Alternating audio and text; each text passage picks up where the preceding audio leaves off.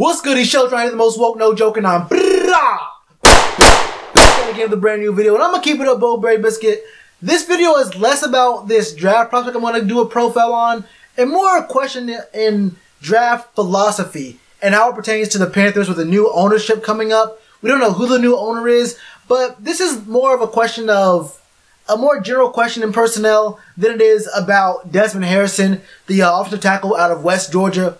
A nobody school, to be honest with you. But the real question I want to ask before I get to Desmond Harrison. Actually, no, let's go to Desmond Harrison first, and then we'll talk about the question I have for you. Let's go on PIP right now, man. Desmond Harrison is, by all measurements, an NFL lineman. This guy is 6'6", 288, which he could be a little bit. He could gain to, it wouldn't hurt him to gain, 15, maybe even 20 pounds.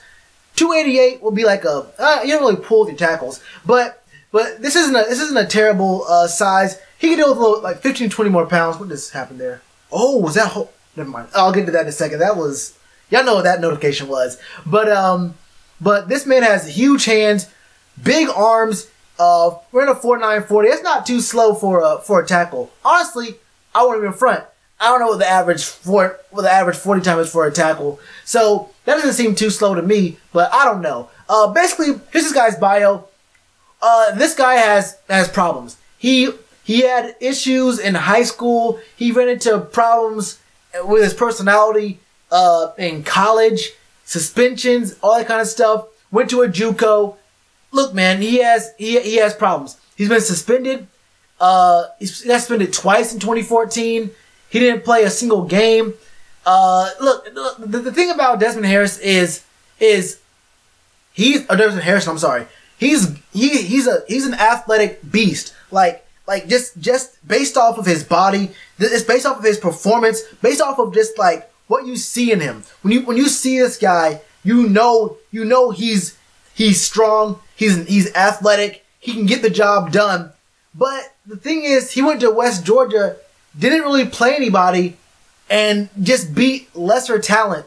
And he doesn't really have. He never really had to develop any actual real skills, or any actual a strong foundation of the fundamentals, because he was just a better athlete than everyone he played against. Whoever's across from him on the D line, he could just do whatever he wanted to, and that's just how it was. His strengths, man, he had rare combination of physical strength and athletic traits, tremendous flexibility and twitch, moves like a small forward in basketball. So this man, he's quick, and he's fast, and he's very aware of the field. He's, all of his strengths are about him being very fast for a tackle, having good strength, looking like he could outmuscle just about anyone.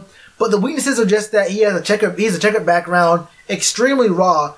Didn't play literally anybody. You have to vet this guy before you get him into your organization. The thing is, with Desmond Harrison, he could be a second or third round talent. You never know it.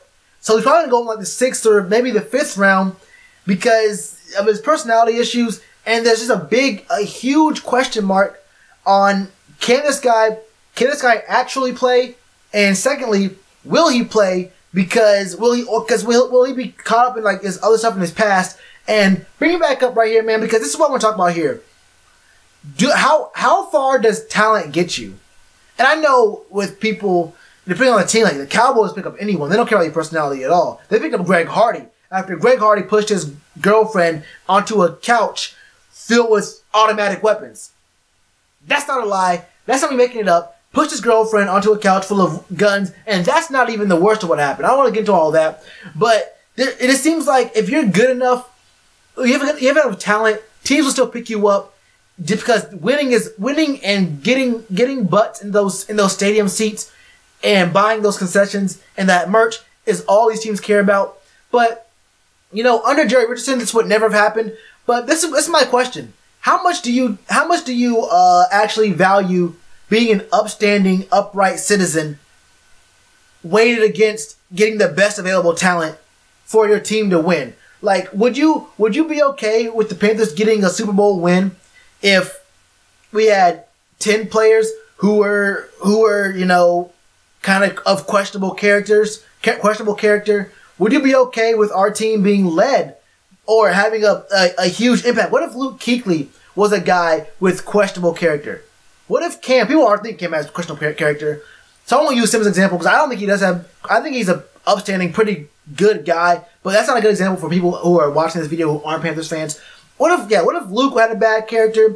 What if someone like I don't know exactly. We don't have that many stars in the team, but like what if Julius Peppers? There was some Panthers fans who hated Julius Peppers when he was in Green Bay. You know, the whole snatching the ball from Cam thing and him leaving or whatever. But would you be okay with our team being led by someone who had questionable characteristics, character traits, if it meant we would win the Super Bowl or have a really deep playoff run?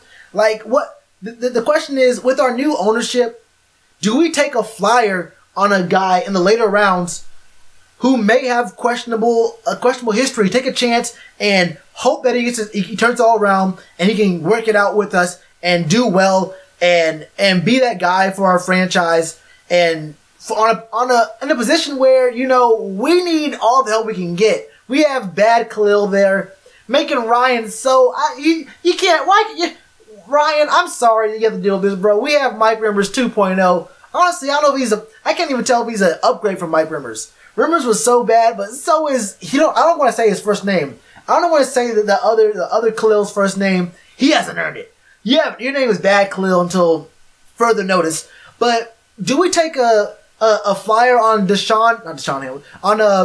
on Desmond Harrison, and hope that he can get his act together and play well for us?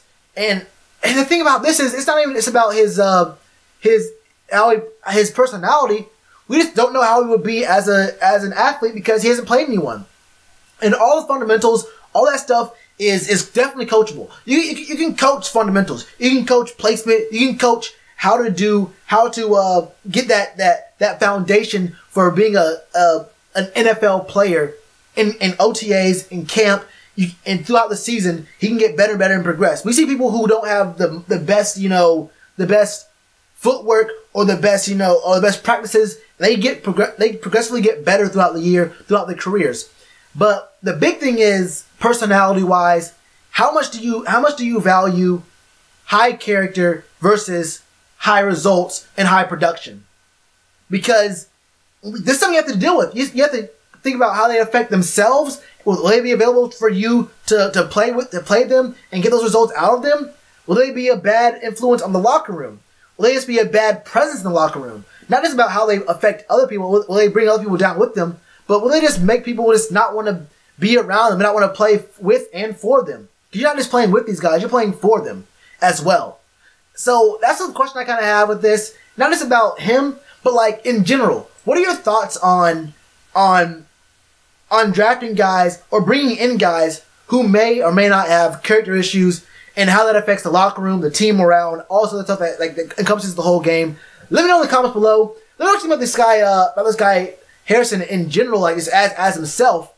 And this is a really big philosophical kind of thing about how do you draft and picking up talent versus other things, other intangibles that you have to take into account when bringing anyone into your job.